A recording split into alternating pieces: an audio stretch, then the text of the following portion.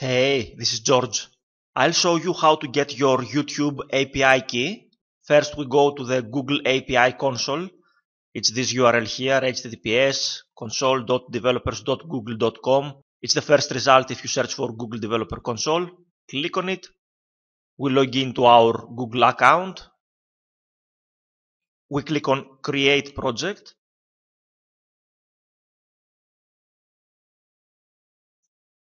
We choose a name for the project. We click Create. We go to YouTube Data API. We click Enable. It says this API is enabled, but you can't use it in your project until you create credentials. Click Go to Credentials to do this now. You can click either here or here. Let's just click here. Go to Credentials. Where will you be calling the API from? A web server. What data will you be accessing? Public data. What credentials do I need? Here you can name your API key. Let's say server key 1. And we click Create API key. And this is it. This is your API key.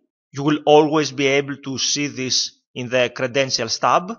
But if you want, you can also save it in a safe place on your computer. And this is how you generate your YouTube API key. You can then copy it and paste it in the appropriate field in the software you are using. Click Done. And here it is again. Hope this helps. Talk to you soon.